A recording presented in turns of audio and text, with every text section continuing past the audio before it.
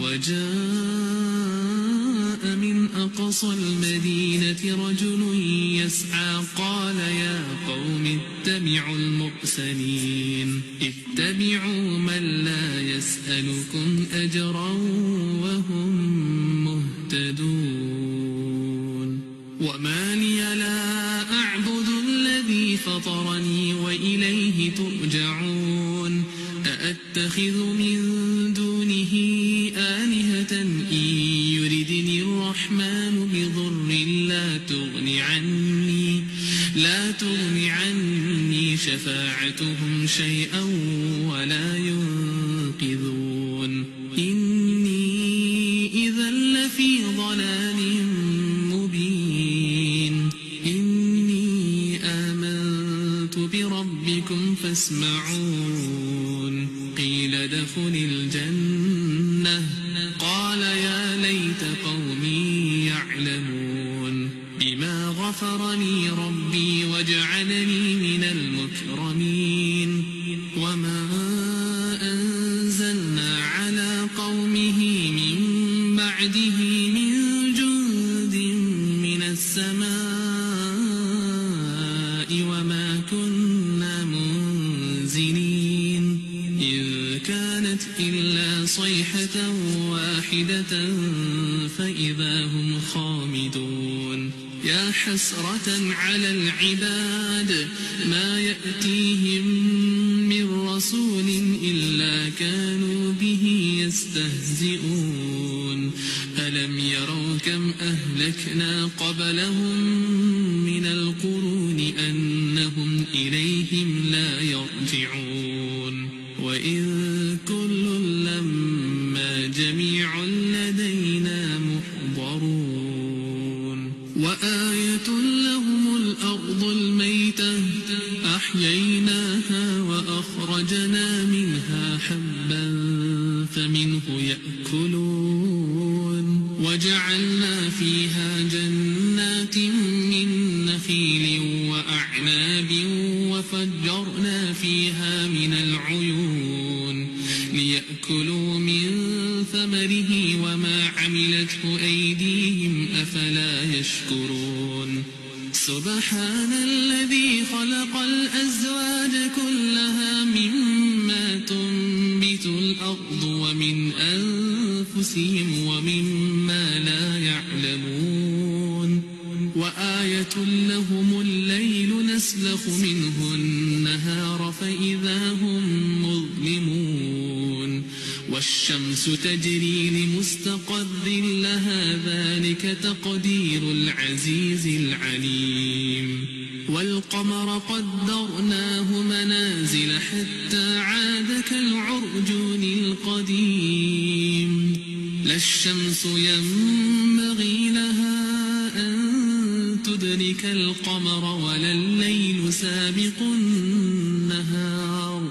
وكل في فلك يسبحون وآية لهم أنا حملنا ذريتهم في الفلك المشحون وخلقنا لهم من مثله ما يركبون وإن نشأ نغرقهم فلا صريخ لهم ولا هم ينقذون إلا رحمة منا ومتاعا إلى حين وإذا قيل لهم اتقوا ما بين أيديكم وما خلفكم لعلكم ترحمون وما تأتيهم من آية من آيات ربهم إلا كانوا عنها معرضين وإذا قيل لهم أنفقوا مما رزقكم الله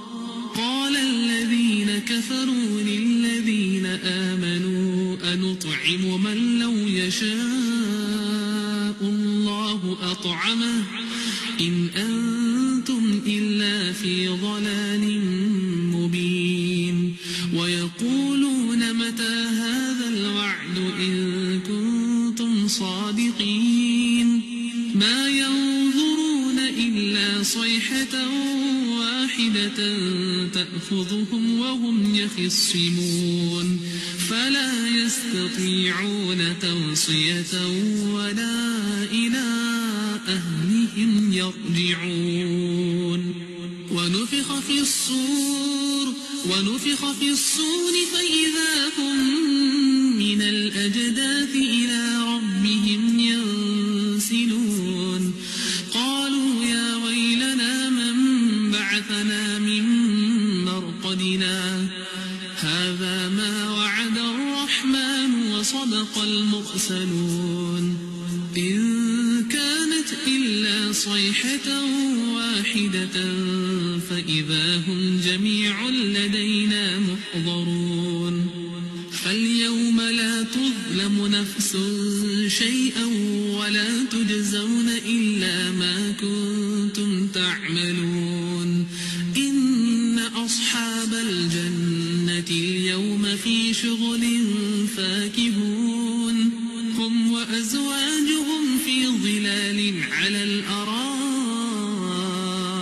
متكئون لهم فيها فاكهة ولهم ما يدعون سلام قولا من رب رحيم سلام قولا من رب رحيم سلام قولا من رب رحيم وامتازوا اليوم أيها المجرمون ألم أعهد إليكم يا بني آدم ألا تعبدوا الشيطان إنه لكم عدو مبين وأن اعبدوني هذا صراط مستقيم ولقد أضل منكم جبلا كثيرا أفلم تكونوا تعقلون هذه جهنم التي كنتم توعدون اصلوها اليوم بما كنتم تكفرون اليوم نختم على أفواههم وتكلمنا أيديهم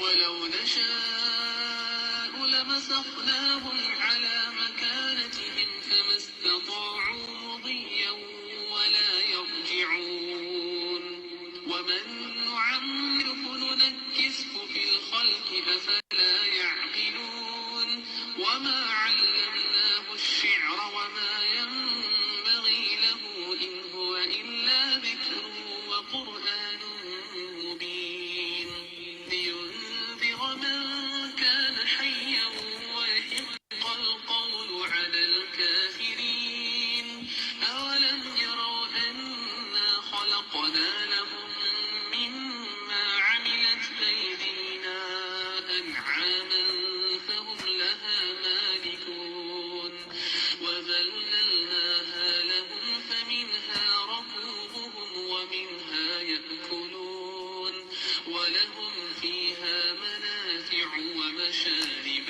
أفلا يشكرون واتخذوا من دون الله آلهة لعلهم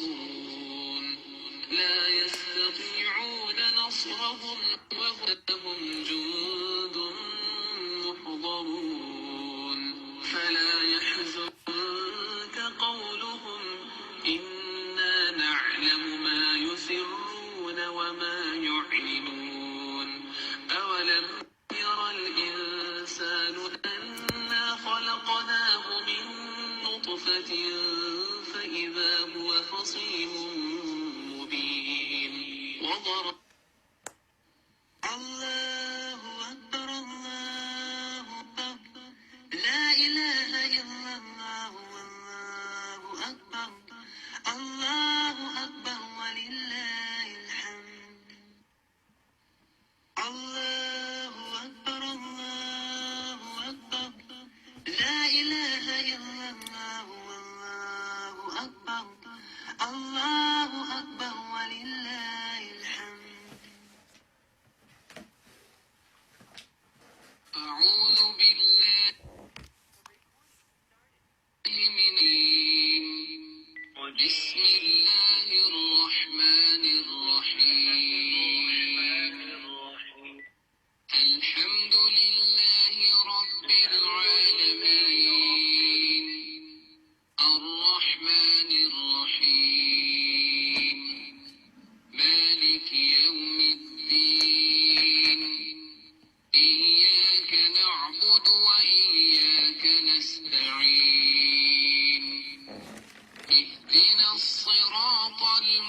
مستقيم صراط الذين أنعمت عليهم غير المغضوب عليهم ولا الضالين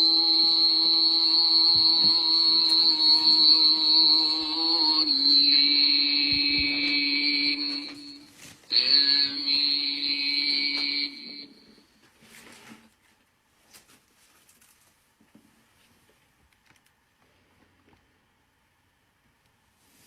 آمین یا رب العالمین. السلام علیکم ورحمۃ اللہ وبرکاتہ.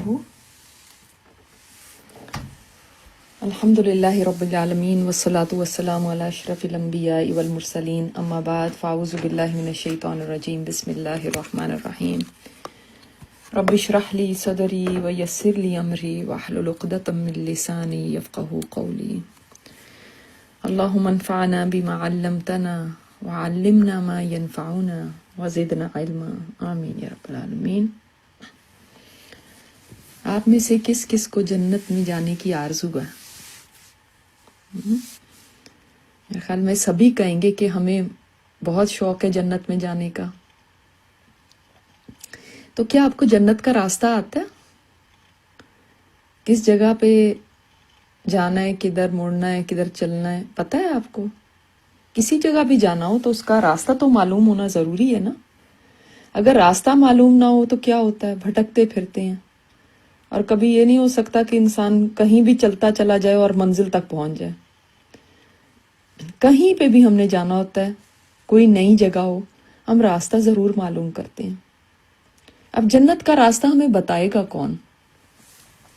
ظاہر ہے سوائے اللہ اور اس کے رسول کے اور تو کوئی نہیں بتا سکتا. وہی ہمیں اس کا صحیح راستہ بتا سکتے ہیں. اور اللہ تعالیٰ کس قدر مہربان ہے کہ اس نے یہ نہیں کیا کہ میں نے تمہیں عقل دے دی ہے تو خود ہی تلاش کرو نا یہ راستہ، میں کیوں بتاؤں. اب اس نے ہمیں راستہ بتا دیا جنت میں جانے کا، اور یہ راستہ اب ہمارا کام ہے کہ ہم اس کو سمجھیں اور اس کے اوپر چلیں تاکہ ہم بھٹکنے سے بچ جائیں، لاسٹ ہونے سے بچ جائیں. کہیں بہت ضروری جگہ آپ نے پہنچنا ہے، مثلاً ایئرپورٹ پہنچنا ہے، آپ کی فلائٹ ہے اور آپ کو راستہ نہ پتا ہو اور کوئی آپ کو بتا دے تو آپ کتنے مشہور ہوتے ہیں اس کے کہ اگر یہ نہ بتاتا تو میں تو پتہ نہیں کہاں پہنچ جاتی اور میری فلائٹ مس ہو جاتی. یہ تو دنیا کا چھوٹا سا فائدہ ہے یا دنیا کے تھوڑے سے راستے ہیں. سوچیں وہ رب جس نے جنت کا راستہ بتا دیا، اس کی کتنی بڑی یہ رحمت ہے. کیونکہ اگر اس راستے سے بھٹک گئے تو جنت کے سوا دوسری جگہ کوئی اور نہیں ہے کہ جہاں پہنچ جائیں گے سوائے جہنم کے. تو اس کے بعد تو زندگی اور موت کا مسئلہ بن گیا نا کہ ہمیں جاننا ہی ہے کہ جنت کا راستہ کیا ہے، اس کے بغیر چارہ ہی نہیں. تو یہ راستہ اللہ تعالیٰ نے قرآن پاک کی صورت میں ہمیں میپ آؤٹ کر کے نقشہ بنا کے بتا دیا. جی یہ جنت کا راستہ ہے. یہ ایسے ہی بس یہ نہیں ہے کہ ہم سوچیں ہاں قرآن جو ہے وہ ہمارے مذہب میں ایک کتاب ہے بس، اور ہم اس کو پڑھتے ہیں کیونکہ اس سے بڑا ثواب ملتا ہے اور بڑے برکت ہو جاتی ہے تو اس لیے ہم پڑھتے ہیں. یہ اس لیے نہیں آیا، یہ تو اس لیے آیا کہ راستہ آپ کو بتا دے. مگر آج مسلمانوں نے سب سے بڑا ظلم اللہ کے کلام کے ساتھ یہ کیا ہے کہ اس سے راستہ معلوم کرنا ہی چھوڑ دیا. ہر کوئی یہ سمجھتا ہے کہ میں خود ہی عقل مند ہوں، مجھے خود پتا ہے میں نے کہاں جانا ہے، میں کیوں اس سے راستہ لوں. اور اس کو صرف ثواب کی کتاب سمجھ کے پڑھ کے رکھتے جا رہے ہیں.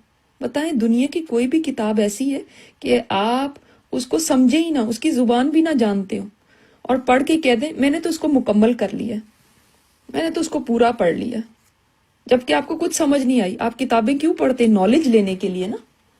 دنیا کی کسی کتاب کے ساتھ ہم یہ معاملہ نہیں کرتے، لیکن قرآن کے ساتھ ہم نے یہ معاملہ کیا ہوا ہے کہ وہ کتاب جو ہمیں اتنی بڑی کامیابی کا نسخہ دیتی ہے، جنت جیسی جگہ تک پہنچانے والی ہے، اس کا راستہ بتاتی ہے. اس کو بس صرف رٹنے کے لیے یا پڑھنے کے لیے چھوڑ دیا، سمجھنے کے لیے اور اس راستے پہ چلنے کے لیے اس کو اپنا رہنما نہیں بنایا. خود بتائیے، کسی کتاب میں کسی مرض کے نسخے لکھے ہوں یا کامیابی کے راستے بتائے ہوں اور آپ وہ نسخے یا وہ راستے زبانی یاد کر لیں اور بس دن اور رات ان کو دہراتے رہیں صرف، تو کیا آپ کو شفا مل جائے گی؟ کیا آپ کامیابی حاصل کر لیں گے؟ آپ یہ بتائیں، ہم میں اور ان میں کیا فرق ہے؟ جن کو کتاب ملی اور جن کو کتاب نہیں ملی، دونوں ہی کورے ہیں نا.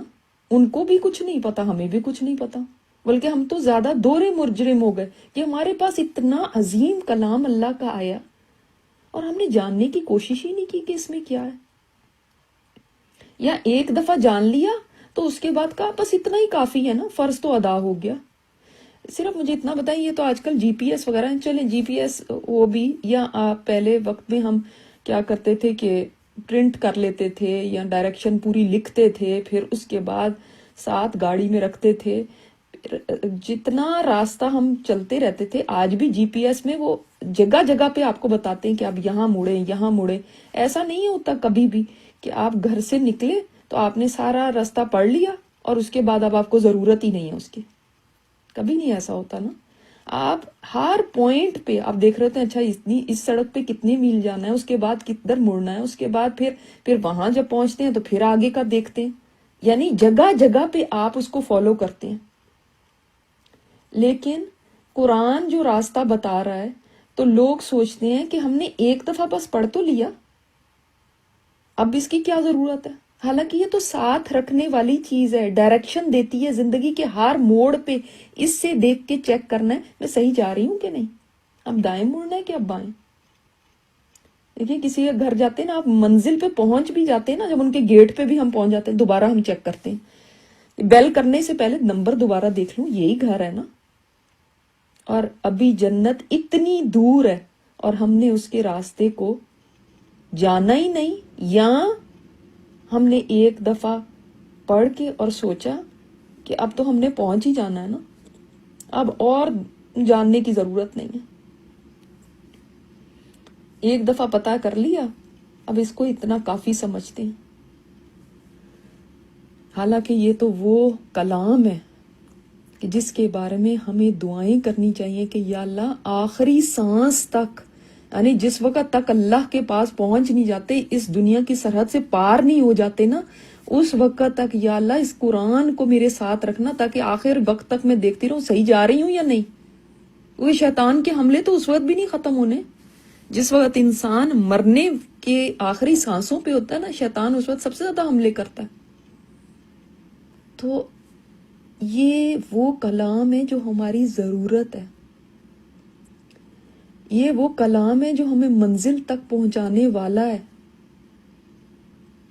کئی لوگ کہتے ہیں بس ہمیں تجوید سکھا دیں، ہمیں سمجھنا نہیں ہے. اللہ اکبر، دنیا میں کون سا انسان دکھا دیں جو کہے راستے کو خوبصورتی سے پڑھنا سکھا دیں، منزل تک میں خود ہی پہنچ جاؤں گا، بغیر چلے بغیر سمجھے. یہ اپنی جگہ اچھی بات ہے، پڑھنا ضروری ہے کہ اچھی آپ خوبصورتی سے پڑھیں، مگر سمجھے بغیر ہی صرف اس کو پڑھنے پہ زور دینا، یہ کون سا حق ادا کر رہے ہیں ہم؟ اس کتاب کا مقصد یہ تو نہیں. اس کتاب میں تو دوسرے صفحے پہ ہی لکھا ہوا ہے ہدن للمتقین، یہ تو ڈائریکشنز بتاتی ہے، گائیڈ کرتی ہے، گائیڈنس ہی نہیں لینی اس سے. اور یہ مہینہ قرآن کا مہینہ، شہر رمضان الذی انزل فیہ القرآن. اور اب ہم جو انٹر ہو رہے ہیں اس عشرے میں انشاءاللہ آج سے، تو یہ جو 10 راتیں ہیں ان میں جو لیلۃ القدر ہے اس کی فضیلت کیوں ہے اتنی؟ کیونکہ اس میں قرآن اترا تھا لوح محفوظ سے. یہ قرآن آسمان دنیا پر آ گیا، بیت العزت میں جو آسمان دنیا پہ ہے نا، ایک دفعہ ہی اتار دیا گیا تھا، وہاں سے پھر آپ صلی اللہ علیہ وسلم پہ 23 سال میں اترتا رہا. تو اس رات کی اہمیت بھی قرآن کی وجہ سے ہے. جو اس رات کو ہم لک فارورڈ کرتے ہیں، ہمیں یہ نہیں سمجھ کہ جس کی وجہ سے اس کو اہمیت دی گئی، ہم اس کلام کو بھی اہمیت دیتے ہیں کہ نہیں. یاد رکھیں آدھے سے زیادہ رمضان گزر چکا ہے. اب پتہ نہیں ہے کہ ہماری زندگی میں دوبارہ بھی رمضان آئے گا کہ نہیں، ہمیں دوبارہ دیکھنا نصیب ہوگا کہ نہیں. لیکن اگر ہم ابھی بھی سوچ رہے ہیں کہ ہم نے کیا کرنا ہے، تو بڑی یہ تو کم علمی اور ناسمجھی کی بات ہے. امام ابن جوزی فرماتے ہیں، لوگوں تمہارا مہینہ آدھا گزر گیا تو کیا تم میں سے کسی نے اس نفس کو کچلنے کی اور فرما بردار بنانے کی کوشش کی ہے؟ کیا تم نے ان باتوں پہ عمل کیا ہے جو تمہیں پہنچی ہیں؟ اور کیا تمہارے اندر اعلیٰ منازل کو پانے کا شوق پیدا ہوا ہے؟ اگر ابھی بھی نہیں ہوا، اگر ابھی بھی خسارہ ہی پا رہے ہو، تو پھر نفع کب کماؤ گے؟ سوچیں، اگر ابھی بھی ہم غفلت میں ہی ہیں اور ابھی بھی ہمیں جیسے رمضان شروع کیا تھا ویسے ہی ابھی تک اس پوائنٹ پہ ہیں اور کچھ اپنی زندگی کو بہتر بنانے کے لیے نہیں سوچا، کوئی عہد نہیں کیا. جیسے ہم نے کل بات کی تھی کہ ہم نے اللہ کی طرف رخ کرنا ہے، اللہ سے قربت لینی، اور اللہ کے قربت قرآن سے بہتر کوئی چیز نہیں ہے جو اللہ سے قریب کرتے، کیونکہ یہ اللہ کا کلام ہے. ایسی کوئی چیز دنیا میں ہے ہی نہیں، کیونکہ ہر چیز اللہ کی مخلوق ہے. قرآن اللہ کی مخلوق نہیں ہے، یہ اللہ کا کلام ہے، اس کی صفت ہے. تو ایسی چیز کہاں سے آپ کمپیریزن کریں گے؟ کسی اور چیز سے کمپیئر ہو ہی نہیں سکتی نا. وہ ایک جگہ پہ آتا ہے نا کہ اس قرآن کو اگر چمڑے میں ڈال کے آگ میں ڈال دیا جائے تو آگ اس کو جلا نہیں سکتی. اسی طرح اسی سے علماء نے کہا کہ جس دل میں قرآن ہوگا اس کو بھی جہنم کی آگ جلا نہیں سکے گی. یہ اتنی زبردست چیز ہے، کیونکہ یہ مخلوق نہیں نا، آگ تو مخلوق ہے، وہ اللہ کے کلام کو کیسے جلا سکتی ہے؟ تو یہ مہینہ اور یہ جو راتیں ہیں یہ قرآن کی راتیں ہیں، یہ قرآن کی سیلیبریشن کی رات ہے لیلۃ القدر. اس میں قرآن کو اہمیت دیجیے. جس کو پسے پشت ڈالا ہوا تھا اس کو آگے رکھیں. یاد رکھیے، جنت آرزوؤں سے نہیں مل جاتی، یہ رب کے بتائے ہوئے راستے پہ چلنے سے ملنی ہے. اور جس نے اس راستے کو سمجھنے میں ہی کوتاہی کی، راستہ ہی نہیں سمجھا، وہ بہت خطرے میں ہے. ہمیں اس سے چمٹنا ہے، کیونکہ یہ ہماری کامیابی کا نسخہ ہے، یہ شفا ہے. ہم نے اس کو چھوڑنا نہیں ہے. لیکن کیا ہم ابھی تک اس کی طرف آنے سے گھبرا رہے ہیں؟ وہ کون سی چیزیں ہیں جو ہمارے لیے رکاوٹ بن رہی ہیں؟ خود سوچیں. ٹائم نہیں ہے.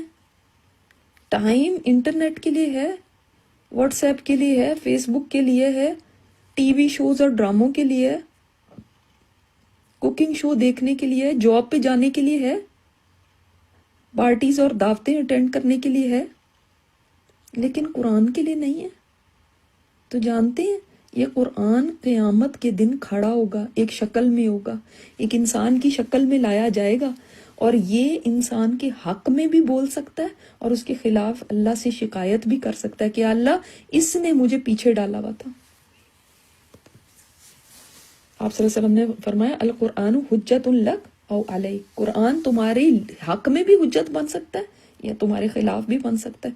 خود سوچیں، اگر ہم نے قرآن پاک کے ساتھ یہ سلوک کیا ہوا ہے تو یہ میرے حق میں گواہی دے گا یا میرے خلاف گواہی دے گا؟ یہ تو وہاں پہ سفارش کر کے بخشوا سکتا ہے، وہاں پہ نجات دلا سکتا ہے. لیکن اگر یہی خلاف کھڑا ہو گیا تو کیا ہوگا؟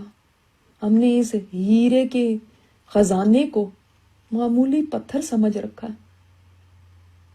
کچھ لوگ اس قدر ڈرتے ہیں اس کی طرف آنے سے، کہتے ہیں بڑا مشکل ہے.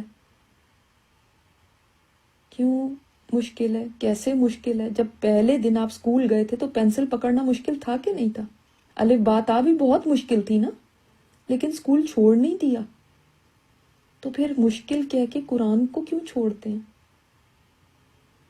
ابن قیم کہتے ہیں کہ کتنی پریشانی کی بات ہے اور کتنے خسارے کی بات ہے کہ کوئی انسان دنیا جہان کے علم حاصل کر لے اور اس میں زندگی صرف کر دے مگر اس حال میں دنیا سے جائے کہ قرآن کا علم اس کو نہیں ملا.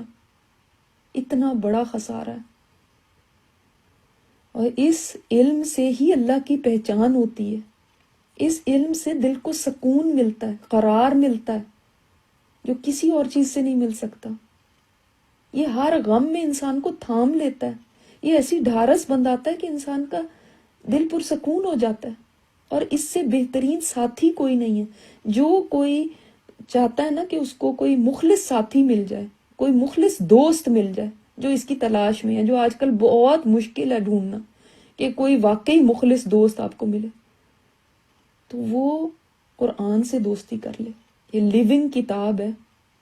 نبی علیہ الصلوۃ والسلام کو اللہ تعالیٰ نے یہ نہیں فرمایا اے نبی آپ لمبی زندگی کی دعا کریں مجھ سے، آپ نرینہ اولاد کی دعا کریں مجھ سے، آپ مال کی دعا کریں مجھ سے، بلکہ فرمایا قل ربی زدنی علما، اے نبی آپ کہہ دیں اے اللہ میرے علم میں اضافہ فرما. حالانکہ آپ صلی اللہ علیہ وسلم کے پاس تو کتنا علم تھا، پھر بھی اللہ تعالیٰ نے فرمایا آپ یہ دعا کریں.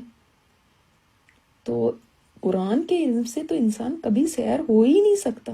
ہمیشہ کہتے رہنا چاہیے ربی زدنی علما. قیامت کے دن قرآن پاک حدیث میں آتا ہے ایک آدمی کی صورت میں آئے گا جس کا رنگ اڑا ہوا ہوگا اور اپنے ساتھی سے پوچھے گا کیا تو نے مجھے پہچانتا ہے؟ وہ کہے گا نہیں.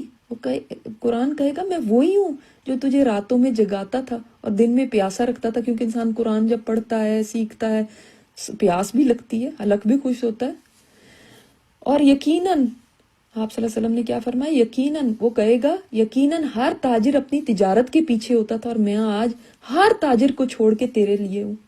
یعنی دنیا میں لوگ اپنے اپنے کاموں کی طرف دوڑتے تھے نا، کوئی بزنس کی طرف، کوئی جاب کی طرف، کوئی اور چیزوں کی طرف، اور تو میرے لیے آیا نا، تو میرے پیچھے لگا رہا نا، تو آج میں تیرے لیے ہوں. یہ صورت کوئی اور کتاب نہیں ہوگی جو وہاں پہ ایسے کھڑی ہو جائے. یہ اللہ کا کلام ہے نا، یہ عام کوئی ایسی کتاب نہیں ہے. اللہ کی بات ہے جو آپ سے اور مجھ سے اس نے کی ہے. پھر حدیث میں آتا ہے ایسے آدمی کو دائیں ہاتھ میں بادشاہت دی جائے گی، بائیں ہاتھ میں اس کو ہمیشگی دی جائے گی، سر پہ اس کو وقار کا تاج دیا جائے گا. اور سوچیں اللہ تعالیٰ جب تاج پہنائے گا تو وہ کیسا تاج ہوگا. دنیا میں کسی کو تاج پہنایا جائے تو وہ خوشی سے رو پڑتے ہیں کہ ہمیں کتنا کراؤن پہنایا گیا، اور اللہ تعالیٰ کے ہاں کسی کو تاج مل جائے اور اس کے والدین کو اتنے خوبصورت ایسے عمدہ جوڑے پہنائے جائیں گے جو اتنے قیمتی ہوں گے کہ دنیا اور جو کچھ دنیا میں ہے اس کا مقابلہ نہیں کر سکتی. تو اس کو بھی عزت کا لباس پہنایا جائے گا. اور قرآن پاک کہے گا اے رب اس سے راضی ہو جا، تو اللہ تعالیٰ اس سے راضی ہو جائے گا. تو یہ قرآن صرف دنیا میں ایک پڑھنے کی ثواب کی چیز نہیں ہے، صرف دنیا میں ہی آپ کو جنت کا راستہ بتانے والا نہیں ہے، اللہ کی رضا تک پہنچانے والا بھی ہے کہ اللہ راضی ہو جائے. یہ قرآن کہے گا اللہ اس سے راضی ہو جا، اے اللہ اس کو عزت دے. اور سب سے بڑی بات کیا ہے، حدیث میں آتا ہے بے شک لوگوں میں سے کچھ اہل اللہ ہوتے ہیں، اللہ کے اہل، جیسے آپ کو کہتے ہیں نا یہ میری فیملی ہے، اللہ کے اہل ہوتے ہیں. آپ صلی اللہ علیہ وسلم سے صحابہ نے پوچھا وہ کون لوگ ہیں؟ یعنی اللہ والے جن کو کہیں آپ، ان کو اللہ تعالیٰ نے خاص آنر دیا. اللہ کا اہل تو کوئی بھی نہیں، لیکن اللہ تعالیٰ نے ان کو اپنا اہل کہا ہے آنر دے کے. تو آپ صلی اللہ علیہ وسلم نے یہ نہیں فرمایا وہ جو بہت سوشل ورک کرتے ہیں، جو نمازیں بہت پڑھتے ہیں، جو کسی کے کام بہت آتے ہیں، ٹھیک ہے وہ اپنی اپنی جگہ بہت بڑی نیکیاں، مگر آپ صلی اللہ علیہ وسلم نے کن کو فرمایا کہ وہ اہل اللہ ہیں؟ فرمایا اہل القرآن، وہ ہیں اہل اللہ، اس کے خاص بندے، وی آئی پیز، جن کو قرآن کے ساتھ تعلق ہے، جو قرآن پڑھتے ہیں، سیکھتے ہیں، سمجھتے ہیں، قرآن کے ساتھ ان کا وقت لگتا ہے، وہ اللہ کے اسپیشل بندے ہیں. کتنی بڑی قدر و منزلت ہے قرآن والوں کی. اس کو کبھی یہ نہ سوچیں کہ یہ بیکار ٹائم ہے، یا میرا ٹائم اتنا اس کے اندر لگ رہا ہے، میرا تو اتنا دیر اس کے اندر ہی بس اب پڑھنے میں ہی لگ جاتی. نہیں، اہل اللہ بننے کے لیے اہل القرآن بننا ہوگا. اور اہل القرآن ایسے ہی نہیں انسان بن جاتا کہ تھوڑی دیر بس پڑھا تو بس بند کر کے رکھ دیا اہل القرآن ہوگا. دیکھیں اہل القرآن بننے کے لیے ضروری ہے کہ انسان اس کے ساتھ اپنا زیادہ سے زیادہ وقت لگائے، اس کو سیکھے، اس پہ عمل کرے. صرف حفظ کرنا، یہ اس کو نہ سمجھیں کہ یہ حفظ کرنا ہی صرف میرا بس میں نے پورا کر دیا کام، یا تجوید سیکھ لی میں نے کام پورا کر لیا، چاہے اس کو سمجھا ہے چاہے اس پہ عمل نہیں کیا کچھ فرق نہیں پڑتا. تو اہل القرآن ایسے نہیں ہوتے کہ بس تجوید کو ہی درست کرتے رہیں، حروف ہی صحیح پڑھنے آئیں. تو جیسے ہمیں پتہ چلتا ہے کہ ایسے بھی لوگ ہوں گے جو تجوید پہ اس طرح زور دیں گے، ایسے پڑھیں گے قرآن کو کہ تیروں کی طرح جیسے سیدھا کیا جاتا ہے ان کو، یعنی اتنی زبردست ان کی قرات ہوگی، لیکن وہ اس کو سمجھتے نہیں ہوں گے، اس پہ عمل نہیں کرتے ہوں گے، تو وہ اہل القرآن نہیں ہے. جب ہم آج قرآن پڑھتے ہیں تو خود سوچا کریں، ایک بچے کے پڑھنے میں اور میرے پڑھنے میں کوئی فرق ہے کہ نہیں؟ ایک 5-6 سال کے بچے کو بھی تجوید سکھائی ہوئی ہے، وہ بھی پڑھ رہا ہے اور میں بھی پڑھ رہی ہوں. کوئی فرق ہے؟ کوئی بھی فرق نہیں ہے. تو کیا کیا پھر ہم نے؟ 50 سال کے ہو کے بھی انسان کو اگر نہ ہی سمجھ آئے تو کیا پایا اس نے؟ اتنے سال گزر گئے اور ابھی تک بھی اگر ہم اس کنفیوژن میں ہیں کہ ہاں سیکھیں کہ نہیں سیکھیں، جبکہ اس کو آپ صلی اللہ علیہ وسلم نے فرمایا یہ اللہ کی رسی ہے، جو اس کی پیروی کرے گا وہ ہدایت پہ ہے، جو اس کو چھوڑ دے گا وہ گمراہی پر رہے گا. اب اس کے بعد کیا چیز رہ جاتی ہے بتائیں؟ اس کے بعد میں کیا کہوں؟ اتنی ساری احادیث ہیں، وقت تو اس کو کور ہی نہیں کر سکتا. فرمایا جو شخص صبح کے وقت اس لیے مسجد کی طرف نکلا کہ بھلائی سیکھے اور سکھائے، اس کے لیے اس حج ادا کرنے والے کے برابر اجر ہے جس نے اپنا حج مکمل کر لیا. سارے تو حج پہ بھی نہیں جا سکتے، لیکن اتنا بڑا اجر پا سکتے ہیں ہر روز. چلو اب تو مسجد بھی نہیں جانا، گھر میں بیٹھے ہی سیکھنا، تو گھر میں بیٹھے سیکھ کے اتنا بڑا اجر و ثواب مل سکتا ہے. اور جس نے اس علم کو لیا اللہ تعالیٰ جنت کا راستہ اس کے لیے آسان فرما دیتے ہیں. تو کیا ہم چاہتے ہیں ہمارے لیے جنت کا راستہ آسان ہو جائے کہ مشکل ہو جائے؟ یہ آسان بن جاتا ہے کیونکہ یہ نیکیوں کا راستہ دکھاتا ہے، نیکیوں کو کرنا آسان کر دیتا ہے. جس سے اللہ تعالیٰ بھلائی کا ارادہ فرماتا ہے، حدیث میں آتا ہے، اس کو دین کی سمجھ دے دیتا ہے. یعنی یہ اللہ کی رحمت سمجھے، اگر آپ کو دین کی سمجھ آنے لگے، اگر اللہ اسے جوڑ دینا تو سمجھ لیں اللہ نے میرے ساتھ بڑی بھلائی کا ارادہ کر لیا.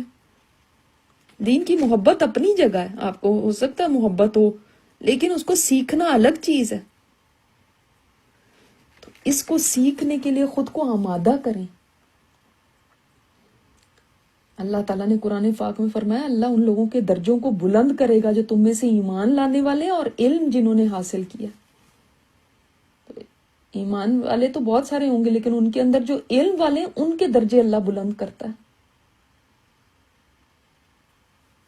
اور اس سے اندازہ کیجئے کہ آپ صلی اللہ علیہ وسلم نے فرمایا جو شخص بھی علم کی طلب میں اپنے گھر سے نکلے، فرشتے اس کے عمل کو اتنا پسند کرتے ہیں کہ اپنے پر اس کے لیے پھیلا دیتے ہیں، اس کے راستے میں پر پھیلاتے ہیں، اس کو اتنا آنر دیتے ہیں. اس کے بعد ہم کیا کرنا چاہیں گے؟ دیکھیں ابھی بھی ہمارے پاس وقت ہے. اس رمضان کو اپنے لیے چینج کا رمضان بنا لیں. اس رمضان میں ٹھان لیں کہ اب میں نے ویسے نہیں رہنا جیسے پہلے تھا. آپ صلی اللہ علیہ وسلم کے زمانے میں 2 بھائی تھے، ایک نبی پاک صلی اللہ علیہ وسلم کے پاس آ کے علم حاصل کرتا تھا، دوسرا محنت مزدوری کرتا تھا اور گھر کا خرچہ اسی سے چلتا تھا. تو ایک دن وہ آپ صلی اللہ علیہ وسلم کے پاس آیا، وہ جو بھائی کام کاج کرتا تھا، اور کہنے لگا، شکایت کرنے لگا اپنے دوسرے بھائی کی کہ یہ تو میری کوئی مدد نہیں کرتا کام میں نا، یعنی صرف پڑھنے میں ہی لگا ہوا ہے. تو آپ نے فرمایا شاید تجھے رزق اس کی وجہ سے ہی اللہ تعالیٰ دے رہا ہے. آج بھی ہو سکتا ہے کہ کوئی عورتیں صرف علم لینے میں لگی ہوئی ہیں، وہ نوکریاں نہیں کر رہی، لیکن نوکری کرنے پہ جو ان کو ملنا تھا اللہ تعالیٰ وہ ان کے شوہروں کو جو دے رہا ہے نا، وہ ان کی وجہ سے مل رہا.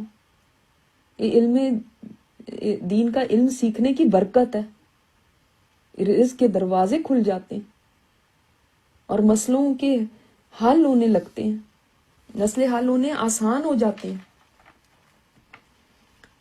امام ابراہیم مقتصدی اپنے شاگردوں کو نصیحت کیا کرتے تھے کہ قرآن کو بہت کثرت سے پڑھو اور اس کو کبھی نہ چھوڑو، پھر جو تم مانگو گے تمہارے لیے اتنا ہی آسان ہو جائے گا، تم جتنا زیادہ پڑھو گے اتنا ہی وہ آسان ہوتا جائے گا، یعنی دعائیں قبول ہونے لگتی ہیں۔ تو اس راستے پہ آنے کے لیے، اس کو سیکھنے کے لیے ضرور کہیں اپنے آپ کو جوڑیں۔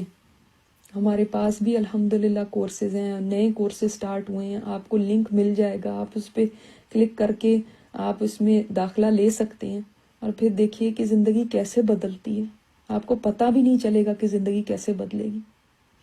اور پھر ایک دفعہ جڑ جائیں تو اس کو چھوڑیں نا۔ اور ہمیں آپ سے کوئی فیس نہیں چاہیے، کوئی پیسے نہیں لینے جس کی ایڈورٹیزمنٹ کر رہی ہوں، ایک ڈالر کیا ہے، 1 سینٹ بھی نہیں چاہیے، مگر اس میں آپ کا ہی بھلا ہے۔ تو اللہ تعالیٰ ہمیں اس قرآن کے ساتھ جوڑ دے اور آخر دم تک یا اللہ اسی پہ رکھنا۔ الحمدللہ، اللہ لوگوں کے دل اس طرف مائل فرما دے۔ اچھا، آج میں بہت خوش ہوں۔ پتہ ہے کیوں خوش؟ اس لیے خوش ہوں کہ ہمارے گھر مہمان آ رہے ہیں۔ مجھے پتہ نہیں ہے کہ کس دن آنے ہیں، لیکن آ رہے ہیں مہمان۔ آپ کے گھر بھی انشاءاللہ آئیں گے۔ وہ مہمان پتہ ہی کون ہے؟ جبرائیل علیہ السلام اور ان کے ساتھ اور فرشتوں کی ٹیم۔ انہی 10 راتوں میں سے کوئی رات ہے نا جس میں انہوں نے آنا ہے۔ اور ان مہمانوں کے لیے ہمیں کھانے وغیرہ بنانے کی ضرورت نہیں ہے، انہوں نے کھانے نہیں کھانے، انہوں نے صرف دیکھنا ہے کہ ہم کیا کر رہے ہیں، ملاقات کے لیے آ رہے ہیں۔ سبحان اللہ۔ تو اس کے لیے آج ہم نے اپنے گھروں کو ریڈی کرنا ہے۔ اگر گھر میں کوئی تصویر ہے، کوئی اسٹیچو ہے، کوئی بچوں کی لوگوں نے تصویریں لگائی ہوتی ہیں دیواروں پہ، وہ اتار دیں۔ ان گھروں کے اندر فرشتے نہیں آتے جہاں پہ کتا ہوتا ہے یا تصویر ہوتی ہے، اسٹیچوز ہوتے ہیں، ڈمپسٹرز میں نہیں آتے، گندگی کی جگہوں پہ نہیں آتے۔ تو ایک تو صفائی ستھرائی کریں، اتنی بھی نہ کریے گا کہ آج اتنے تھک جائیں کہ رات کو پھر جاگنا ہی مشکل ہو جائے۔ تو ان مہمانوں کے لیے ظاہر ہے ہم ہر مہمان کے لیے ایکسائٹیڈ ہوتے ہیں، لیکن ان مہمانوں کی ایکسائٹمنٹ تو اور ہی طرح ہے نا، ایسے پیارے مہمان آنے والے۔ تو ذرا تھوڑی آج تھوڑا سا اتنا اہتمام کریں کہ جہاں پر آپ نے بیٹھ کے انشاءاللہ عبادت کرنی ہے ان 10 راتوں میں، وہاں اس جگہ کو کلین کریں، اپنے آپ کو اس چیز کے لیے تیار کریں۔ دیکھیں 10 راتیں میں اس لیے کہہ رہی ہوں کہ پتہ نہیں ہے ہمیں کہ کون سی لیلۃ القدر ہے، اور ہم مس نہیں کرنا چاہتے۔ ٹھیک ہے، آڈ نائٹس تو ہیں بے شک، جو نہیں 10 راتوں میں جاگ سکتا لیکن آڈ نائٹس میں جاگ لے، جس میں پہلی آج ہے انشاءاللہ تعالی۔ مگر یہ پلیز ذہن سے نکال دیں کہ صرف 27ویں جو ہے نا وہ ہے لیلۃ القدر۔ بعض جگہ پہ تو کہنا بھی شروع ہو جاتے ہیں، 27ویں آتی نا تو کہتے ہیں لیلۃ القدر کی عبادت۔ بھائی آپ کو کیا پتہ لیلۃ القدر کون سی ہے؟ اس کو تو ہم نے تلاش کرنا ہے۔ آپ صلی اللہ علیہ وسلم نے تو پتہ نہیں بتایا اس کا، تو پتہ نہیں لوگوں کو کیسے پتہ چل گیا کہ 27ویں ہی ہے۔ بعض علماء کہتے ہیں ہر سال بدل بدل کی ہوتی ہے، تو ہم کوئی ایک نہیں بتا سکتے کیونکہ بہت ساری احادیث ہیں، کئیوں میں 21ویں ہیں، کئیوں میں صحابہ نے کئیوں نے تلاش کیا تو انہوں نے کہا 23ویں تھی، کئیوں نے کہا 25ویں تھی، کئیوں نے کہا 27ویں تھی، کئیوں نے کہا 29ویں تھی۔ تو کس کی بات پہ یقین کریں؟ اس کا مطلب ہو سکتا ہے بدل بدل کے آتی ہے۔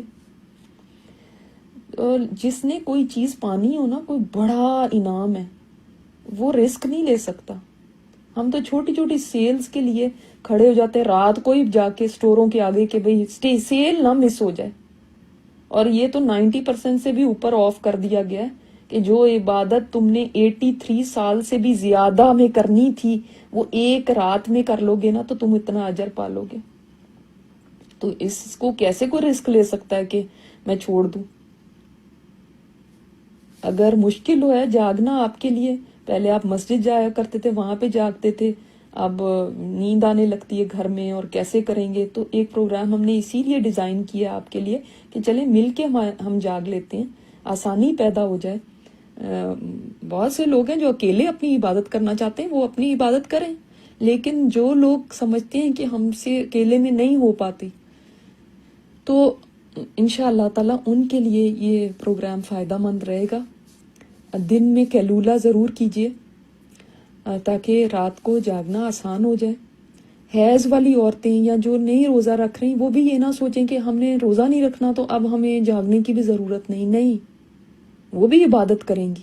وہ کیسے کریں گی پھر ہم انشاءاللہ رات کو اس کے اوپر بھی بات کریں گے. اور یہ رات شروع کیسے ہوتی ہے، کب سے ہوتی ہے؟ مغرب سے شروع ہو جاتی ہے. اس لیے آپ آدھی رات کا انتظار نہ کریے گا.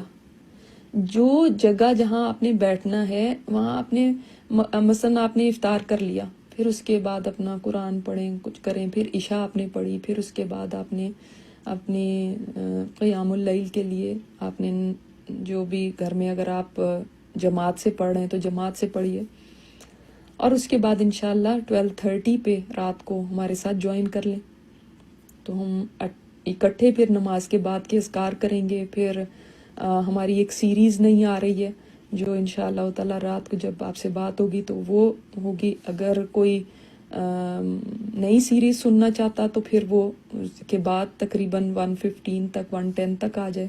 ہم ذکر کریں گے، پھر میں کچھ دعائیں آپ کو بتاؤں گی، تدبر کی آیت بتاؤں گی انشاءاللہ تعالی. پھر ہم سب مل کے بھی دعا کریں گے 2 بجے تک، 2 بجے کے بعد تک. مگر انشاءاللہ تعالی ہم سب نے ان راتوں سے فائدہ اٹھانا ہے. ایک اور کام ضرور کیجیے گا کہ آج آپ افطار سے پہلے ہی نہا دھو کے خوشبو لگا لیں. ہم نے کہیں باہر تو جانا نہیں ہے تو ہم گھر میں خوشبو لگا سکتے ہیں، ٹھیک ہے. اور جس جگہ پہ بھی آپ نے بیٹھنا ہے رات کو، ابھی سے اس کو صاف ستھرا کر کے وہاں پہ اپنا قرآن پاک، اپنی دعاؤں کی کتابیں یا جو بھی آپ نے پڑھنا ہے وہ ابھی سے آپ نے وہاں پہ رکھ دینا.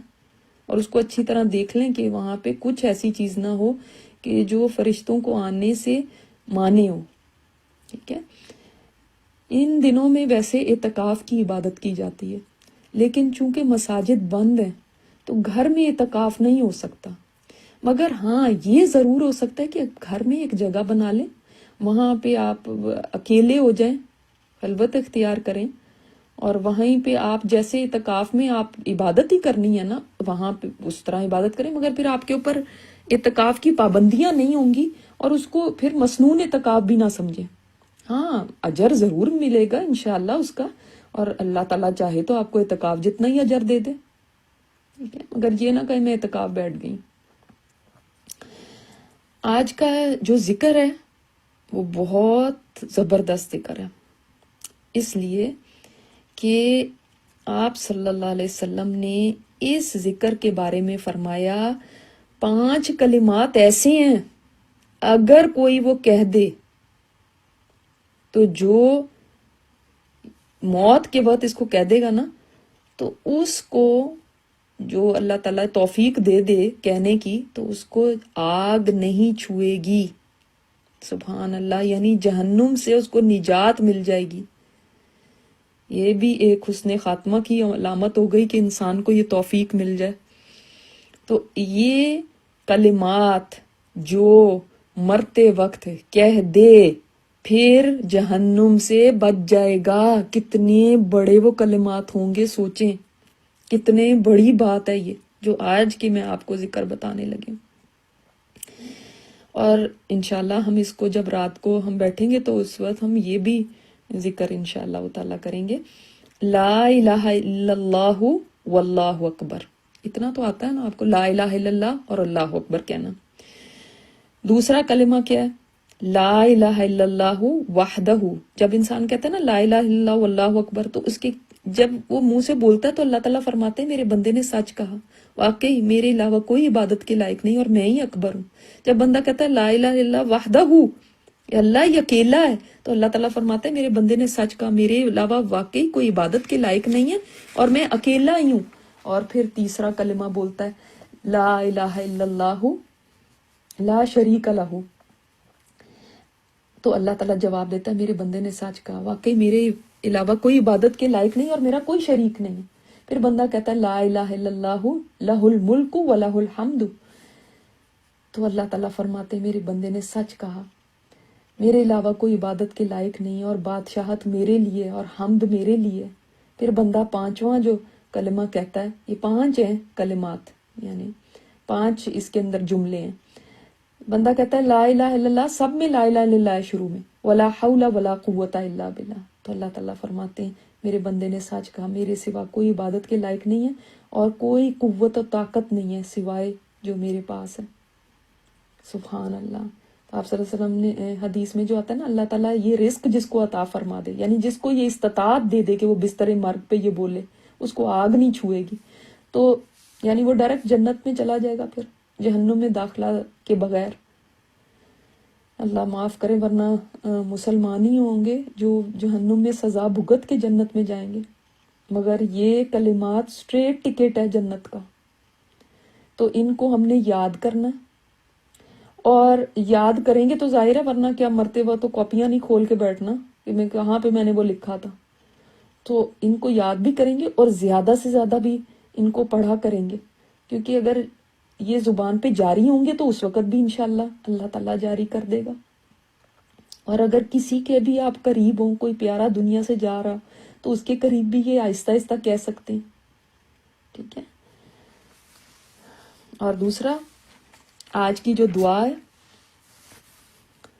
اللہم انی اسألک، اللہ میں تجھ سے سوال کرتی ہوں، علما نافعا، اللہ نفع مند علم کا، کہ علم ایسے نہیں کہ صرف کاپیاں بھرنے کے لیے ہو، کلاسیں اٹینڈ کرنے کے لیے ہو، اٹینڈنس لگانے کے لیے ہو، ڈگریاں لینے کے لیے ہو، اور فائدہ اس کا کچھ بھی نہ ہو زندگی میں. نہیں، اللہ نفع مند علم مجھے عطا فرما.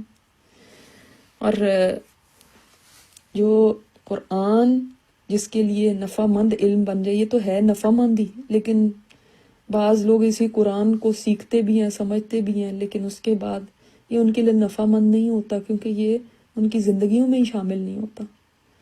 تو اے اللہ اس کو نفع مند علم بنا دینا. اور ہم نے یہاں پہ نفع مند علم ہی مانگا ہے جو مجھے فائدہ دے، وعملا متقبلا، اور اللہ قبول ہونے والا عمل عطا فرما، قبولیت والے کام میں کر سکوں جو تیرے ہاں قبول ہو جائیں، اور رزقا طیبہ، اور پاکیزہ رزق عطا فرما مجھے. تو یہ بھی بہت امپورٹنٹ دعا ہے، کیونکہ عمل بہت سے ہم کرتے ہیں لیکن اللہ قبولیت والا عمل دینا. اللہ تعالیٰ ہم سے قبول فرمائے. آج رات جب آپ انشاءاللہ آئیں گے تو اس سے پہلے جہاں اپنے گھروں کی صفائی کریں گے تو پلیز اپنے دلوں کی صفائی ضرور کر کے آئیے گا، کیونکہ لیلۃ القدر میں بھی بخشش نہیں ہو سکتی اس انسان کی جس کے دل میں کینہ ہو. ٹھیک ہے. تو اپنے دل ضرور صفائی کے ساتھ آئیں، کپڑے بھی صاف ستھرے ہوں، دل بھی صاف ستھرے ہوں، جگہ بھی صاف ستھری ہو، تو انشاءاللہ آنے والے مہمان جب ملاقات کریں گے ان کو بھی اچھا لگے گا. ٹھیک ہے انشاءاللہ تعالی.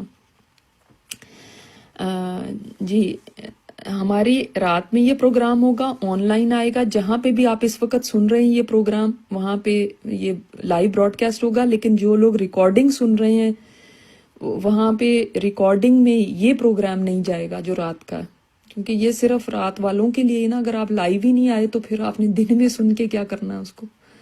ہاں سیریز کو ہم بھیجیں گے انشاءاللہ تعالی ریکارڈنگ میں، وہ آپ کبھی بھی سن سکتے ہیں.